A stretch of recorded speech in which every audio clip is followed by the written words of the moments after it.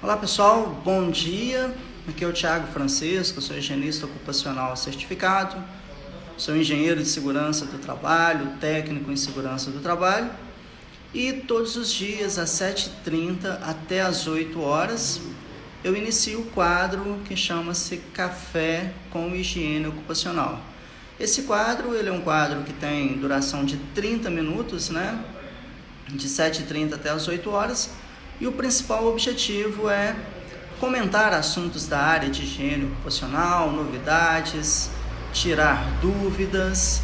Então ele acontece praticamente todos os dias, É um quadro que é patrocinado pela Antecipar Engenharia, que é uma empresa na área de engenharia. Então todos os dias eu estou aqui, Raríssimas vezes acontece de não ter o café. Até hoje aconteceu apenas uma vez, devido a alguns compromissos profissionais até então assumidos. Então, a partir de agora até as 8 horas você pode estar tirando dúvida. Eu tenho fixado um assunto por semana para poder conversar. Aos poucos a gente está lapidando o café com higiene ocupacional. Então eu tenho escolhido um assunto por semana para poder falar. Pode ser que no futuro eu escolha um assunto por dia. Isso vai depender da nossa troca de experiência aqui, da nossa troca de informações aqui.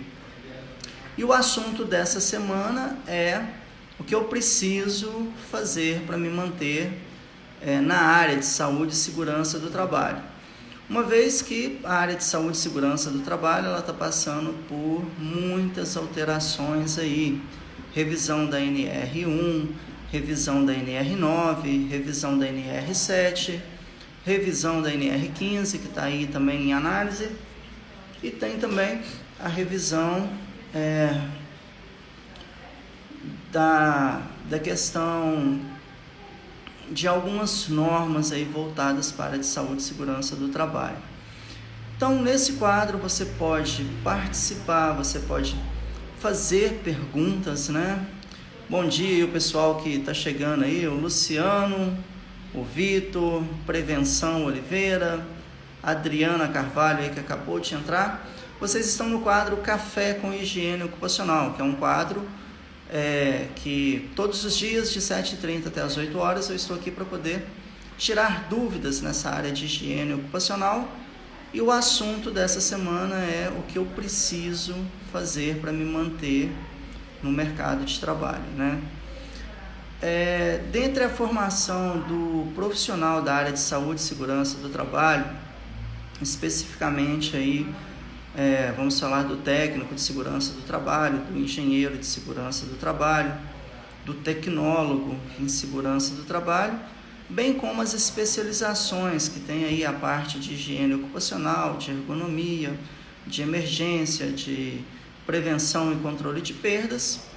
Eu tenho pontuado seis áreas dentro da formação do profissional da área de saúde e segurança do trabalho, que eu entendo como relevante você dominar um pouco mais essas áreas aí, para você se manter no mercado de trabalho, não só se manter, como ter também oportunidades aí, Que áreas seriam essas, O primeiro ponto que eu sempre começo do que eu diria que é um pouco mais trabalhoso, Você tem a higiene ocupacional, que é importante você dominar a higiene ocupacional. E a higiene ocupacional, por mais que muitos profissionais entendam ela como uma área de especialista, dentro da especialidade ela é generalista, porque quando a gente fala, vou me especializar em higiene ocupacional, tá ok, mas em qual parte da higiene ocupacional você vai se especializar? Porque tem os agentes físicos, tem os agentes químicos e tem os agentes biológicos. Dentre os agentes físicos primeiro, tem várias ramificações, como por exemplo, dentro dos agentes físicos você tem ruído, calor, vibração, radiação, frio, ultrassom, infrassom, ou seja, você tem vários agentes dentro dos agentes físicos, E mesmo dentro dos agentes físicos você tem lá outras subdivisões. Por exemplo, o ruído, você tem um ruído contínuo, intermitente, e tem um ruído de impacto. Quando você vai para a questão do calor, aí você tem o que é considerado na norma de higiene ocupacional NH 0,6, mas você tem também a parte da NR15 e tem também o tratamento que a CGIH dá, ou seja, você tem ramificações. Então, boa parte dos higienistas, especialistas aí no mercado, muitos deles eles se especializam em uma parte da higiene ocupacional, que aí de fato é o profissional especialista, né? E quando a gente vai para os agentes químicos, aí o desafio fica um pouco maior ainda, porque as ramificações dos agentes químicos, você vai subdividir em gás, vapor, névoa, neblina, poeira. Tem agentes químicos que você pode ter contato dérmico, tem agentes químicos que podem ser ingeridos, ou seja, você tem várias ramificações dentro dos agentes químicos. Só o livreto da CGIH você tem lá centenas de limites de exposição ocupacional, ou seja, o livreto da CGIH contempla muito mais agentes químicos do que a nossa NR15, né, norma regulamentadora NR15. E quando você vai para as ramificações dos agentes biológicos, e aí a gente tem que pensar um pouquinho mais, um pouco além daquilo que nós já estamos acostumados, que quando você parte para os agentes biológicos, aí você vai ter vírus, bactérias, protozoários, entre outros. O problema é esse entre outros que era mencionado lá na norma regulamentadora NR7, né? Considera-se agentes biológicos, vírus, parasitas, protozoários, bactérias, entre outros aí. Nesse entre outros, a gente pode ter um entendimento de insetos, de artrópodes, né, de abelhas, de plantas também. Então, assim, o entre outros do agente biológico, ele vai muito além. Um exemplo aqui, só para exemplificar, que é uma questão polêmica, né? Tem autores que defendem que picada de animais peçonhentos é agente biológico. Eu também tenho esse entendimento. Porém, tem outros autores de livros aí que eles entendem que picada de animais peçonhentos é risco de acidente, não um risco de agente biológico. Então, assim, só falando dessas três divisões aí da higiene ocupacional, que seria o quê? Os agentes físicos, químicos, biológicos, já dá para ter, assim, centenas de ramificações. Então, por isso que a higiene ocupacional, ela é um pouco mais complicado. E você precisa, enquanto profissional na área de saúde e segurança do trabalho, você precisa dominar a higiene ocupacional. Depois da higiene ocupacional, vamos para um assunto não menos relevante, também não menos complexo, que é a ergonomia. A ergonomia, que seria o quê? A adaptação do trabalho ao homem. E quando a gente fala em complexidade, se eu falei que a higiene ocupacional lá, ela tem 3 subdivisões, que dá centenas de ramificações, a ergonomia, usualmente falando, ela tem 5 ramificações, que aí vai dar muito mais ramificações aí dentro da ergonomia. Vamos lá dos parâmetros mais conhecidos para os menos aplicáveis, né? O que o pessoal está mais acostumado, que utiliza-se muito as ferramentas de análise ergonômicas, a gente está relacionando aos fatores biomecânicos, né?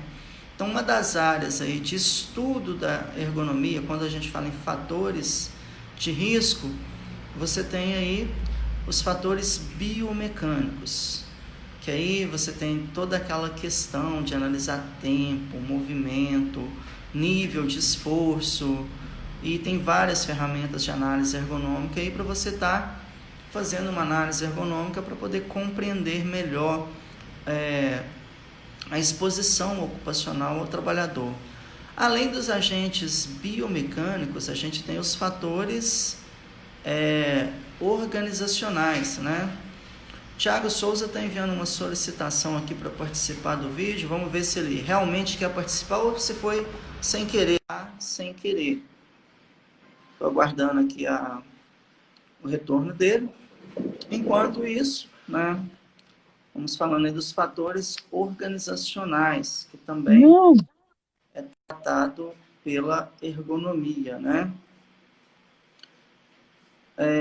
Além dos fatores organizacionais, a gente tem também os fatores ambientais. O que seriam os fatores ambientais? As questões de condição de conforto. Por exemplo, acústico, de conforto térmico, né, que tem a ver com a temperatura efetiva, a questão da umidade relativa do ar, da velocidade do ar também. Então, isso daí dentro dos fatores ambientais da ergonomia, que não devem ser confundidos com a higiene ocupacional. Tá? A higiene ocupacional tem uma tratativa com foco. Já a questão dos fatores ambientais da ergonomia, o foco é conforto.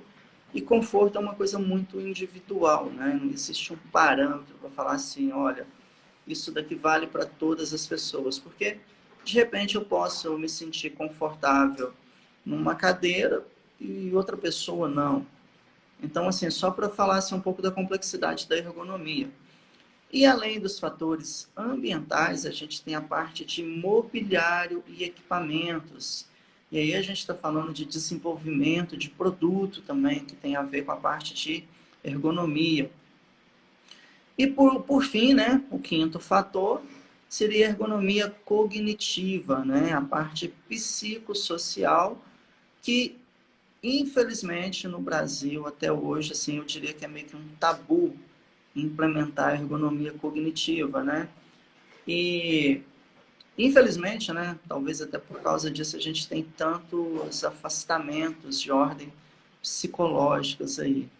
Então, são 5 fatores que, se você for aprofundar neles, você tem, assim, muitos anos de estudo para isso, mas é importante você conhecer esses 3 agentes aí que são considerados na higiene ocupacional, esses 5 fatores de riscos da ergonomia e, dando continuidade, né, além da higiene ocupacional, da ergonomia, o que você precisa dominar? A parte de prevenção e controle de perdas. Essa parte aí que é muito comum no dia a dia do técnico de segurança do trabalho, do engenheiro de segurança do trabalho, do médico do trabalho, essa parte de prevenção e controle de perdas, você vai ter que aprofundar o seu estudo na parte de gerenciamento de riscos. E o gerenciamento de risco, ele não é uma disciplina que aplica apenas a segurança do trabalho. O gerenciamento de risco, ele aplica praticamente em todas as ciências, no mercado financeiro, na área de projetos, ou seja, você tem que entender essa parte de gerenciamento de risco, no nosso caso, enquanto profissionais da área de saúde e segurança do trabalho, aplicável às questões de controle de perdas. Então, uma disciplina aí que vai envolver análise preliminar de risco, investigação de acidentes, análise de cenários, isso tudo você precisa dominar dentro dessa área, né, que tem uma disciplina específica para isso, no curso técnico em segurança do trabalho, e também na pós-graduação de engenharia de segurança do trabalho, que é prevenção e controle de perdas. Então, esses 3 fatores aí iniciais que você precisa dominar para se manter no mercado, não só se manter, mas ter sucesso também no mercado de trabalho da área de saúde e segurança do trabalho. O quarto fator, ele assim é bem próximo da prevenção e controle de perdas, que é prevenção e combate a sinistros, ou seja, você precisa dominar essas técnicas de prevenção e combate a sinistros também. E uma das coisas que eu recomendo você estudar é entender como que um seguro funciona. Como que a empresa ela pode, por exemplo, se resguardar através de um seguro, reduzir algumas taxas na questão do seguro, dependendo do programa, né, do projeto de combate a sinistros que ela tem. Então, é uma área que é importante você ter um conhecimento a respeito dela. E outra área também que é muito parecida aí, que são 3 áreas aí que caminham junto, que é a parte de prevenção e controle de perdas, a parte de prevenção e combate a sinistros, e vem aí a parte de preparação e respostas a emergências. O que é uma emergência? É um fato não desejável. E a emergência por quê? Porque pode sair do controle e muitas das vezes foge ao controle. E a organização, a empresa, ela tem que ter procedimentos para controle e respostas à emergência. Porque emergência é um evento que ele não é programado, ele não é desejado, mas dentro de uma matriz de risco, você precisa considerar a severidade de uma emergência, ainda que seja uma frequência baixa, você deve considerar a severidade, que de repente você pode ter uma severidade alta. Por exemplo, não é todos os dias que se rompe uma barragem. Não é todos os dias que se cai um avião.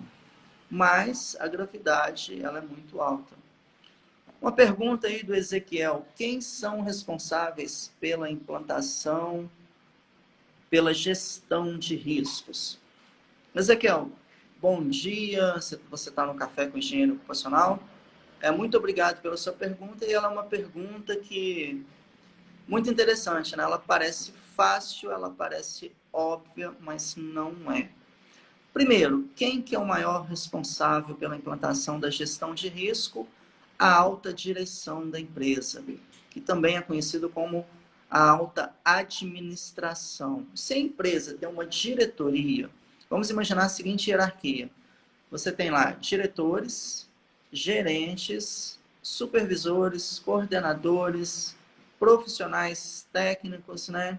E a parte de operação. A maior responsabilidade numa gestão de risco é da maior autoridade da empresa, ou seja, seria do diretor, da diretoria da empresa. Se a empresa não tem uma diretoria, se ela começa a sua hierarquia com a gerência, então a responsabilidade é do gerente. Então, a responsabilidade principal é da maior autarquia, né, dentro da empresa, né, do maior, dentro da hierarquia de quem está lá no topo, tá? Acontece que esse diretor ou esse gerente, a responsabilidade é dele, mas ele delega as responsabilidades de implementação. Então, quando o diretor delega para o gerente delega para o gerente de saúde e segurança do trabalho, ou seja, eles vão delegando essas responsabilidades.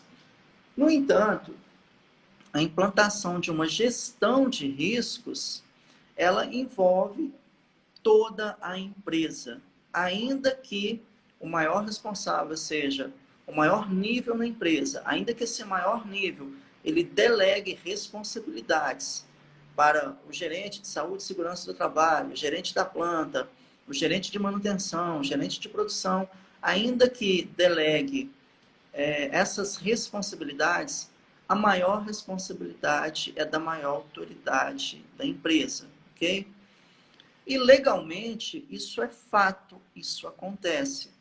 Assim, eu não quero entrar em polêmicas, eu não vou mencionar nome de empresa aqui de jeito nenhum, ainda mais porque, assim, eu não estava lá para poder fazer a investigação, ainda que eu estivesse lá para poder fazer a investigação, ninguém quer matar ninguém, entendeu? Ninguém quer que mortes aconteçam, mas se eu te dar um exemplo aqui que você vai entender claramente. Num acidente grave, né, vamos chamar assim de acidentes ampliados, que inclusive a norma regulamentadora NR1 ela trata sobre isso. Imagine uma grande empresa de mineração que ela tem a barragem rompida e que morra centenas de pessoas. Um dos primeiros a responder sobre pena de responder criminalmente, é o presidente da empresa. Isso é fato. Você deve conhecer alguns exemplos assim. Então, assim, a responsabilidade, para finalizar a resposta, é da alta direção. E essa alta direção pode ser o presidente da empresa, pode ser a diretoria, pode ser a gerência, ou, dependendo do caso, pode ser todos eles. Ok? Espero que eu tenha respondido aí. Partindo para essa área que está mais voltada a acidente, então eu já falei, ó, o que eu preciso saber para me manter no mercado de trabalho da área de saúde e segurança do trabalho. Já falei, higiene ocupacional, já falei ergonomia, já falei prevenção e controle de perdas, já falei prevenção e combate a sinistros e já falei preparação e respostas à emergência. Ou seja, eu já falei de 5 itens que todo profissional da área de saúde e segurança do trabalho ele precisa dominar. E o 6º item, que tem a ver com a pergunta aí do Ezequiel, é em relação ao gerenciamento de riscos. E quando a gente fala no gerenciamento de risco, a gente volta lá para a norma regulamentadora NR1, a gente está falando de gestão também. O programa de gerenciamento de risco, ele é um instrumento de gestão para que a organização ela melhore seu desempenho na área de saúde e segurança do trabalho. Então, você precisa entender de gestão, você precisa entender de gerenciamento, você precisa entender a diferença dessas duas palavras que muitas pessoas tratam como sinônimo e não são. Gerenciamento é uma coisa, gestão é outra, tá? Deixa isso bem claro aí. E onde é que você vai estudar essa parte de gestão? Gestão é uma palavra que vai aplicar em várias áreas do conhecimento, inclusive na nossa vida. Você já deve ter ouvido falar de gestão financeira, de gestão de saúde, inclusive na nossa vida você aplica conceitos de gestão, ok? E aí, aonde que eu vou estudar isso? Vamos falar de gestão no geral e também vou falar de gestão especificamente na área de saúde e segurança do trabalho. Primeiramente, vamos falar de uma norma mais antiga, né? Que é a OHSAS 18001, que é uma norma que estabelece requisitos para a implementação de um sistema de gestão de saúde e segurança do trabalho. É uma norma que já existe há décadas, tá? Quando a gente fala em PGR, já existe há muitos anos. Já aplicam a OHSAS de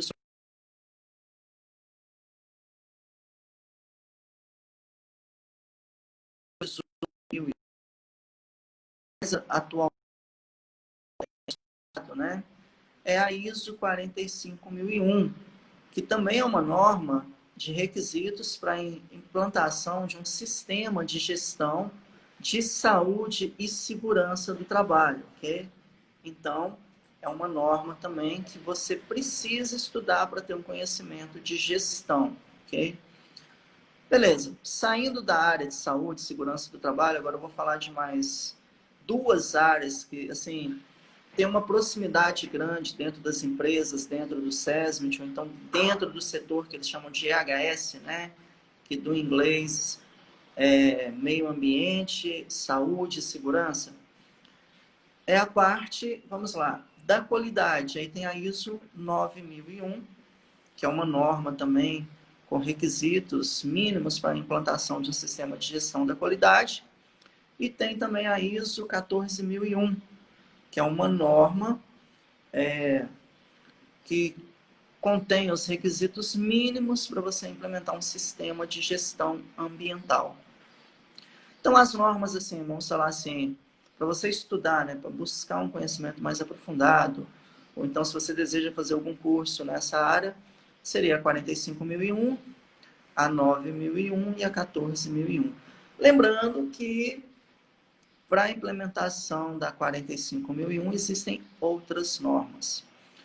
Agora, por experiência própria. Essas normas funcionam? Funcionam. Eu consigo garantir resultado na minha organização implementando essas normas? Vai depender da alta direção. Porque eu conheço casos de empresas que certificaram apenas para fazer gracinha ao acionista, tá? E não teve desempenho nenhum. Assim como eu conheço empresas que não são certificadas, mas que implementaram as normas e conseguem um excelente resultado. Então, a norma por si só, ela, assim, não vai te garantir um resultado. Agora, que ela funciona? Funciona. Eu já vi funcionando sistema de gestão ambiental, eu já vi funcionando sistema de gestão da qualidade, já vi funcionando sistema de gestão de saúde e segurança do trabalho. Ah, Thiago, mas a empresa é certificada, mas mesmo assim acontece acidente. Acontece. Acontece porque houve uma falha na sua planilha lá de perigos e danos, ou na sua planilha de aspecto, impacto, e você precisa tratar isso agora. Que você melhora seus controles, isso é fato. Que você reduz a sua taxa de frequência, ou então que seja a sua taxa de gravidade, isso é fato. Agora, depende da alta direção. A alta direção ela tem que querer e ela tem que fornecer ferramentas e recursos técnicos e financeiros para que um sistema de gestão de saúde e segurança do trabalho ele funcione. Então, a alta administração ela deve prover esses recursos. E a nossa norma regulamentadora NR1, ela tem uma estrutura de gestão, uma estrutura que tem lá os parâmetros para que a gestão de saúde e segurança do trabalho ela melhore nas empresas, porque o programa de gerenciamento de risco ele foi feito com base em normas de sistema de gestão. E para finalizar, que a gente tem mais 2 minutos, o mais interessante dessas normas aí que eu falei, elas aplicam a empresas que têm apenas um empregado e também a empresas que têm mais de 10 mil empregados, 20 mil empregados, porque ela tem uma estrutura sistêmica que possibilita você melhorar o seu desempenho. Não importa se é empresa pequena, empresa de pequeno porte, médio porte ou então empresa de grande porte. Pessoal, esse é o quadro Café com Higiene Ocupacional, no qual todos os dias eu, Thiago Francisco, higienista ocupacional, engenheiro de segurança do trabalho, consultor de saúde e segurança do trabalho, eu estou aqui das 7h30 até as 8 horas, todos os dias para poder tirar dúvidas. Essa semana o tema foi que eu preciso saber para me manter no mercado de trabalho. E na semana que vem eu vou trazer um novo tema aí para a gente poder discutir a semana toda. A intenção é essa, enquanto você toma seu café, enquanto você está organizando a sua mesa, preparando a sua agenda de trabalho aí, você possa ouvir essas questões aí de saúde, segurança do trabalho, principalmente a parte de higiene ocupacional. E, pessoal, esse vídeo ele vai lá para o meu Telegram. Eu tenho um canal no Telegram que tem quase 1000 pessoas, falta 20 pessoas lá para completar 1000 pessoas. Se inscreva lá nesse grupo, o nome é Antecipar Digital Thiago Francisco. Se você tiver dúvida, me manda uma mensagem aqui no privado que eu te mando o link para você participar. Esse vídeo ele vai para lá. E o interessante do Telegram é que tem todo um histórico de tudo que já foi postado até hoje. Você tem lá mais de 200 vídeos, você tem artigos, você tem áudios, ou seja, tudo que já foi postado até hoje no canal lá, Thiago Francisco, Antecipar Engenharia, Thiago Francisco, ok? Se inscreva lá, tem o meu canal no YouTube também, que já tem quase 1.300 pessoas. O nome é Antecipar Digital, Thiago Francisco. Lá você tem um acervo digital com centenas de vídeos no qual eu explico sobre ruído, calor, vibração, ou seja, muito da higiene ocupacional. MC Silva, me manda uma mensagem aí no privado que eu te encaminho o link para você entrar no grupo do Telegram. E assim, para você ter esse acervo digital aí. No YouTube é mais fácil, é só você pesquisar lá, Antecipar Digital, Tiago Francisco, tá? Que aí você consegue entrar para o meu grupo, o meu canal no YouTube. Só que eu aconselho que você não fique só no YouTube, porque o YouTube, assim, o algoritmo dele é muito doido, não garante que tudo que eu postar lá vai para você. Já no Telegram, aí eu tenho certeza que tudo que eu mandar vai chegar para você. Se você vai abrir ou não, aí é uma outra história, mas que vai chegar, vai. Manda uma mensagem no privado aqui que eu encaminho para você o link para você entrar no meu grupo do Telegram. Vamos ver lá, pessoal, se a gente bate 1000 pessoas hoje lá no Telegram. Pessoal, obrigado e até segunda-feira no nosso Café com Higiene Ocupacional. Eu te aguardo. Até lá.